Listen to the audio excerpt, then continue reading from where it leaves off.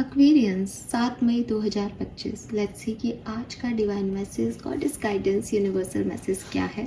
आज यूनिवर्स आपसे क्या कहना चाहते हैं, आज के दिन क्या जानने की ज़रूरत है। सो आज मैं विजडम ऑरिकल डेक से आपके लिए गाइडेंस लूँगी।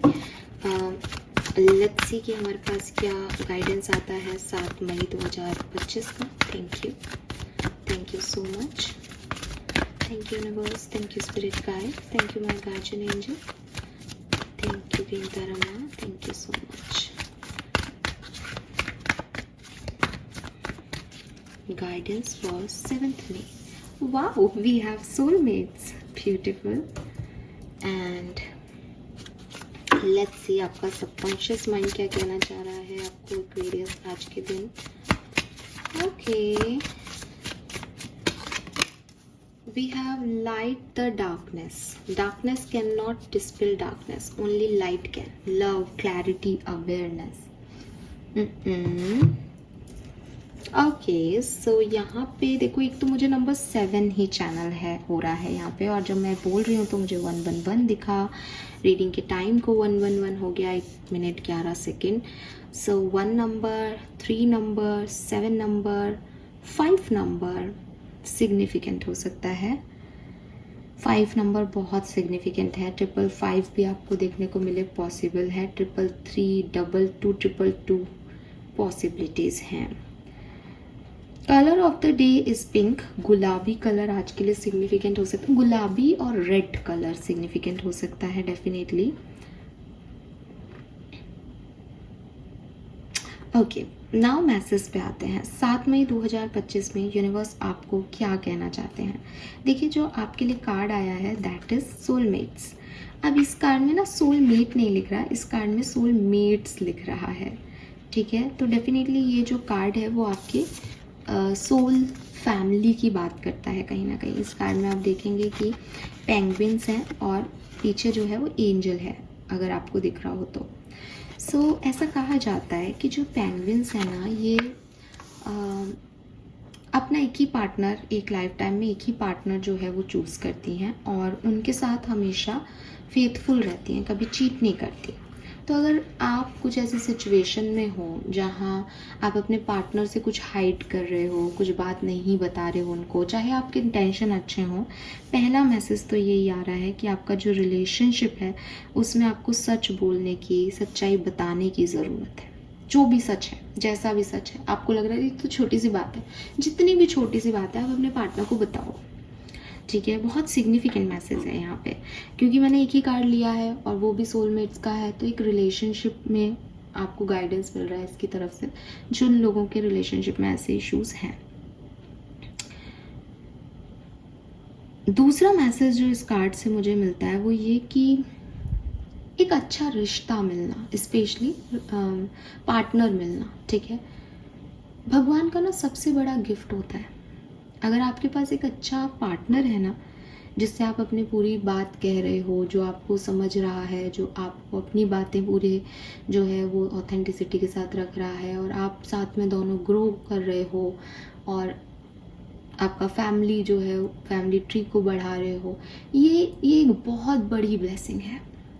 और आप आज कलयुग में इस चीज़ को समझ भी रहे होंगे कि रियल फेथफुल, क्योंकि आजकल हर व्यक्ति तो जो है धोखा दे रहा है, हर व्यक्ति चीटर है, हर व्यक्ति जो है उसके गर्लफ्रेंड और पास्ट रहा है, हर व्यक्ति जो है वो बहुत ही ज़्यादा जैसे कहना चाहिए ना, और ऐसा नेचर है इंसान का कि उसको उससे फ़र्क नहीं पड़ रहा कि उसके पास क्या है, उसको और चाहिए, एक्स्ट्रा चाहिए कुछ।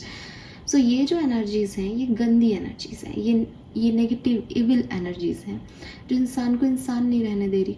ठीक है, ऐसी एनर्जीज़ के बीच में अगर आपको एक फेथफुल इंसान मिल रहा है, एक ऐसा इंसान मिल रहा है जो आपकी ग्रोथ के लिए काम करने को रेडी है, तो आप सबसे ज़्यादा ब्लेस्ड हो। ठीक है, अगर आपके पास ऐसा पार्टनर है तो आप ये मत देखो कि आपके पार्टनर ने क्या गलतियाँ की हैं, क्योंकि गलती क्या है एक्वेरियस की, हर वो चीज़ गलत है जो मेरे अकॉर्डिंग नहीं है। अगर मेरा पार्टनर कह रहा है कि यार तुम जो है वो फॉर एग्ज़ाम्पल कि आज मेरी, चलो ये तो आपके अंडरस्टैंडिंग लेवल की बात हो जाएगी, मुझे सोचने दो, ठीक है। तो अगर आपके पार्टनर जो है वो आपको कह रहे हैं कि यार सुबह तुम बहुत लेट उठती हो, तुम जल्दी उठो, ठीक है, या 8 बज जाता है, मुझे ऑफिस जाने में लेट हो जाता है ना, ये बात आपको अच्छी नहीं लगी। ये बात आपको अच्छी इसलिए नहीं लगी क्योंकि आपको लगा कि यार मेरी नींद पूरी नहीं हो रही और इस आदमी को मेरी कोई परवाह नहीं है, राइट। लेकिन अब आप ये भूल गए कि ये वही आदमी है जिसने आपके लिए, जब आपकी तबीयत ख़राब थी, आपको 12 बजे तक सोने दिया। ये वही आदमी है जिसने आपकी रात के 2-2 बजे तक जो है वो आपका ध्यान रखा। आज उसने अपने ऑफिस जाने से पहले अगर ये बात आपको कहती तो आपके लिए ये इतनी बड़ी बात हो गई। तो ये जस्ट मैंने एक एग्जांपल दिया और आपको पता भी चला कि मेरे को इसको ढूंढने में कितना टाइम लग गया। कहने का मतलब है एक्वेरियस कि कुछ रिश्ते जो होती हैं उनके अंडरस्टैंडिंग लेवल अलग होता है। अंडरस्टैंडिंग मतलब कि अगर वो व्यक्ति मेरे लिए अच्छा है, फेथफुल है, सबसे बड़ा ट्रस्टवर्दी है, मुझसे कोई जो है वो मुझे हार्म नहीं कर रहा, मेरी ग्रोथ करवा रहा है लाइफ में, और जो है मेरा ध्यान रखता है पूरी तरीके से, अगर वो व्यक्ति मुझसे कुछ चाह रहा है जो शायद मैं उसको नहीं दे रही, इसलिए वो चाह रहा है, वरना तो उसको मांगने की भी ज़रूरत नहीं पड़ती, तो मैं हमेशा एक रेस्ट्रिक्टिव मोड में नहीं आनी चाहिए कि अरे ऐसे कैसे, मैं तो ऐसा कर रही हूँ, तूने ऐसे कैसे मुझसे मांग लिया। ये गलत है। तो अगर आप भी अपने रिलेशनशिप में ऐसा कुछ कर रहे हो, मैं इसलिए हमेशा मैं करके बात करती हूँ कि आपको ये नहीं लगे कि मैं आपको कह रही हूँ, लेकिन जिस किसी के भी है उनके लिए मैसेज है कि थोड़ा सा ना पार्टनर की जो ओवरऑल, अगर आपके पास ऐसी कोई ब्लेसिंग है यूनिवर्स की तो उसको ब्लेसिंग ही माने। अपनी कोई पुरानी स्टोरीज़ की वजह से या कोई छोटी सी बात की वजह से अपनी बैलेंस को ख़त्म नहीं करें, वो सही नहीं है, ठीक है।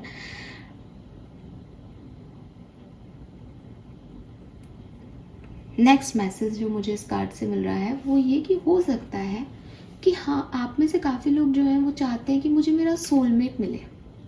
आप यूनिवर्स से कहते हो कि यूनिवर्स प्लीज़ मुझे मेरी लाइफ में ना मेरा सोलमेट ले आओ। क्यों? क्योंकि आपने ऐसा सुना है कि भाई सोलमेट मतलब एक ऐसा पर्सन जो आपका आइडियल पार्टनर होता है, जो आपकी ग्रोथ में जितनी भी बातें मैंने अभी बोली कि वो आपसे ट्रस्टवर्दी रहेगा, फेथफुल रहेगा, आपकी ग्रोथ में हेल्प करेगा, आपका साथ कभी नहीं छोड़ेगा, और हर व्यक्ति को ऐसा ही पार्टनर चाहिए आज की तारीख में। तो आप यूनिवर्स से ये मांग रहे हो, यूनिवर्स आपको कह रहे हैं कि तुम मुझसे मांग तो रहे हो जो तुमको चाहिए, लेकिन जो तुमने जिया पास्ट में तुम उसको नहीं भुला रहे। तो याद करो कि क्या आपके मन में आप कुछ नया मांग रहे हो लेकिन आप किसी पास्ट ओल्ड स्टोरी में तो नहीं हो। अगर हो तो उसको हील करो। रीज़न ये है, यूनिवर्स का कहना ये है, ये स्पिरिचुअलिटी भी यही कहती है कि जो भी आपके डिवाइन पार्टनर्स होते हैं ना, वो आपको तब मिलते हैं जब आप एक हायर एनर्जेटिक स्पेस में होते हो, जब आपने बहुत सारा इनर वर्क किया होता है। जैसे शिव पार्वती का मिलन कब हुआ? जब पार्वती जी ने तपस्या की। अब आज के टाइम में आप तपस्या तो करोगे नहीं हिमालय पे जाके, तो आपका जो इनर वर्क है कि आपने अपनी सारी नेगेटिविटी को रिलीज़ किया और अपने आप को इतना पॉजिटिव एनर्जी चैनल बना लिया कि सिर्फ पॉजिटिविटी ही अब आप अट्रैक्ट कर रहे हो, तब आपका सोल पार्टनर जो है वो आपसे अट्रैक्ट होता है कि यस ये लाइट है, मुझे इस लाइट की तरफ जाना है, बिकॉज मेरे अंदर भी सेम लाइट है, ठीक है। तो अगर आप डार्क में हो तो आपकी तरफ लाइट नहीं आएगी, ठीक है। जो समुद्र है वो उसके अंदर बहुत सारा पानी है, फिर भी सारी नदियाँ उस समुद्र में जाती हैं। तो इसका मतलब है कि जहाँ जो चीज़ ऑलरेडी है वहीं वो चीज़ जाएगी, ठीक है। जहाँ लाइट है ही नहीं तो लाइट को कुछ नहीं पड़ी कि वो एक डार्क स्पेस के अंदर जाएगी। जब तक आप एनर्जेटिकली हायर स्पेस में नहीं होंगे, डिवाइन कनेक्शंस को अट्रैक्ट नहीं कर सकते।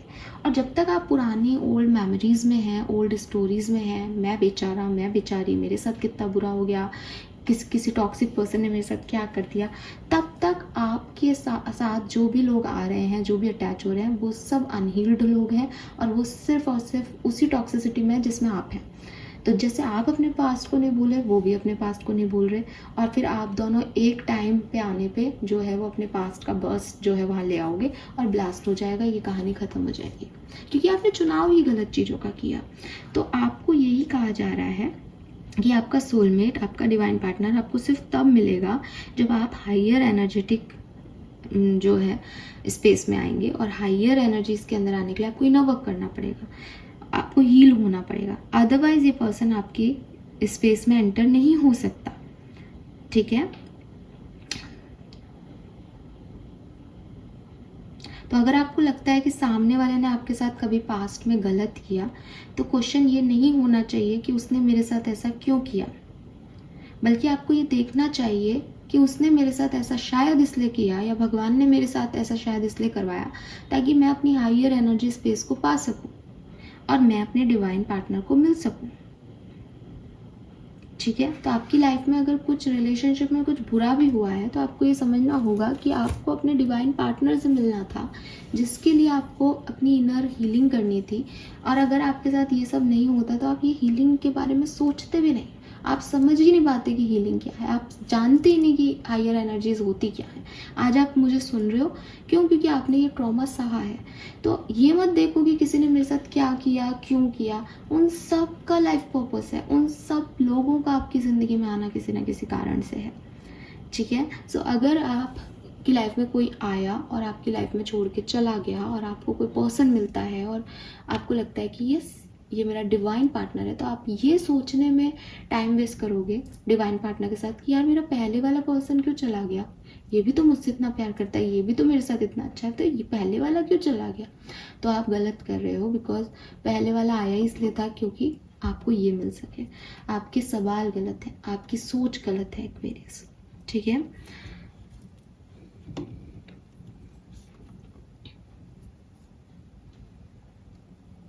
एंड इस इमेज को देख करके आप एक और चीज़ देखोगे कि यहाँ पे लॉक है और यहाँ पे की है। तो आपके सवालों के जवाब यूनिवर्स में मौजूद हैं। किसी पर्सन के पास आपकी हीलिंग है, आपकी ग्रोथ है। तो आप अगर ये मान रहे हो कि कोई आपके लिए नहीं बनाया गया है, वो भी गलत है। आपके लिए बनाया है गया है पर्सन, लेकिन वो आपको कब मिलेगा, जब आप अपनी हीलिंग प्रॉपर करते हैं। ठीक है, देन वी हैव जो आपकी सबकॉन्शियस माइंड की एनर्जी आ रही है, that is light the darkness.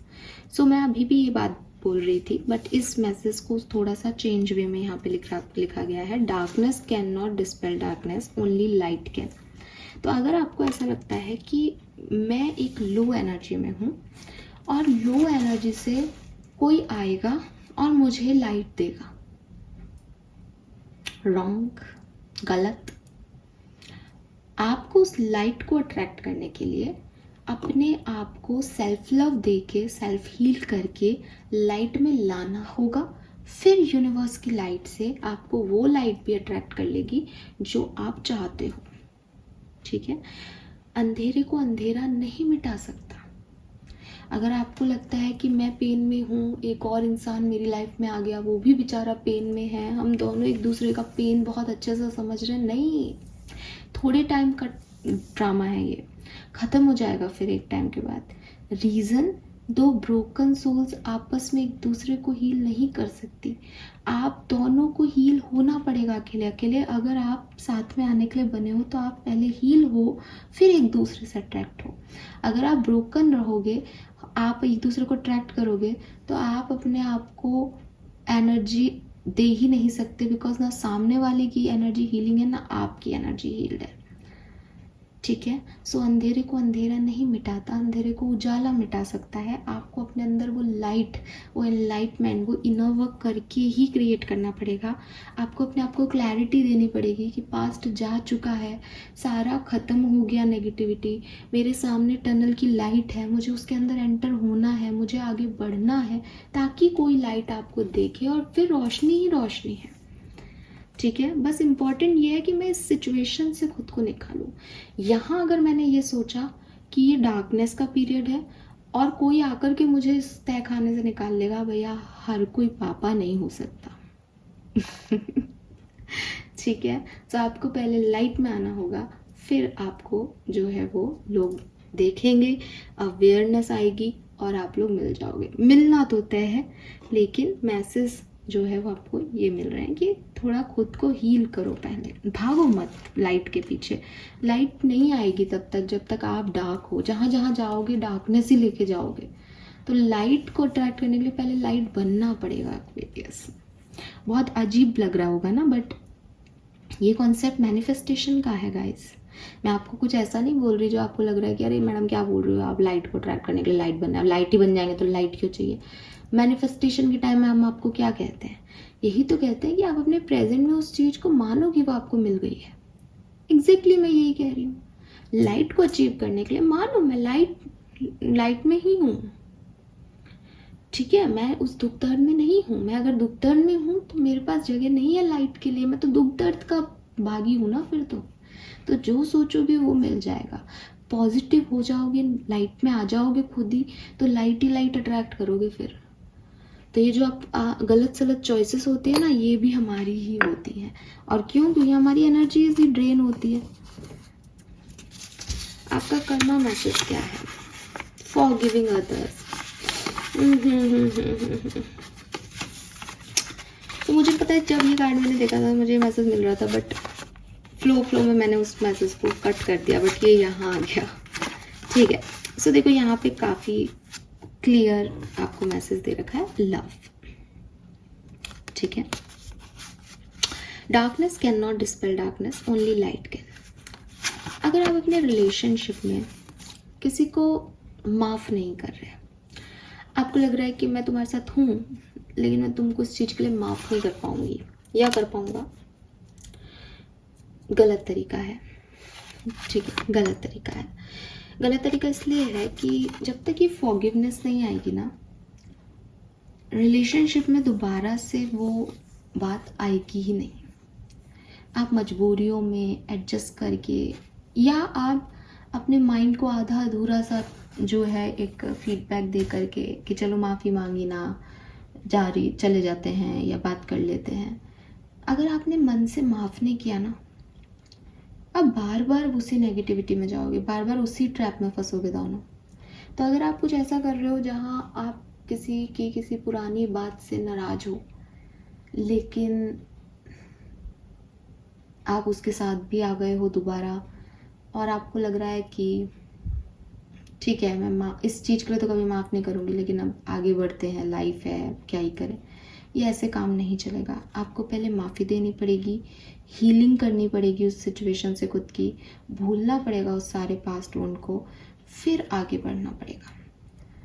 अगर आप आधी अधूरी चीज़ों के साथ आगे बढ़ रहे हो तो ये हो सकता है अभी प्रेजेंट में आपको थोड़ा बहुत ठीक लगा दे, थोड़ा बहुत, लेकिन अब भविष्य नहीं होगा इस सिचुएशन का। लोगों को माफ़ करना सीखें, और लोगों को माफ़ करने में कोई रिलेशनशिप है तब तो ये बात ऐसे हो गई, अदरवाइज़ कोई पास्ट वुंड है जो मैं डार्कनेस कह रही हूँ कि मेरे साथ तो भाई पास्ट मेरा ख़राब रहा है। ठीक है, अब मुझे लाइट चाहिए। अब मैं कह रही हूँ मैं हील होंगी, मैं इनर वर्क कर रही हूँ। इनर वर्क क्या है? इनर वर्क यही है ना कि मैं अपने अंदर से उन सारी नेगेटिविटी को रिलीज़ करूँ। ये नेगेटिविटी रिलीज़ कब होंगी? जब मैं माफ़ कर रही हूँ। अगर मैं किसी को माफ़ नहीं कर रही, मेरे पास्ट के वुंड्स कभी भी नहीं भरेंगे।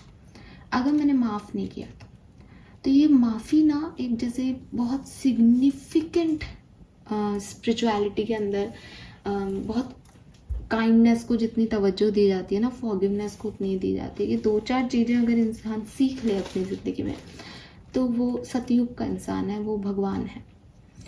कि वो ज़्यादा लोगों से नाराज़ नहीं हो रहा, वो मान रहा है कि इंसान है, इंसानों से गलती हुई। अगर वो लेके बैठ रहा है तो वो ईगो उसका कभी भी उसको शांत नहीं होने देगा, और उसकी हीलिंग कभी होगी ही नहीं। ये बिल्कुल ऐसा है कि आपके चोट लगी और आप बार बार उस चोट को छेड़ रहे हो कि मेरे तो चोट लग गई, मैं माफ़ नहीं करूँगी, मेरे तो चोट लग गई। अब ये चोट लग गई, उसको बार बार छेड़ोगे तो हमको सबको पता है हीलिंग कैसे पॉसिबल है। आप किसी को माफ़ नहीं करते तो आप दिन रात कभी कभी उसके बारे में, या दिन रात उसके बारे में सोचते हो कि अरे उसने मेरे साथ ऐसा नहीं किया होता तो मेरी लाइफ ऐसी नहीं होती, ये नहीं होता, वो नहीं होता। लेकिन क्यों सोच रहे हो?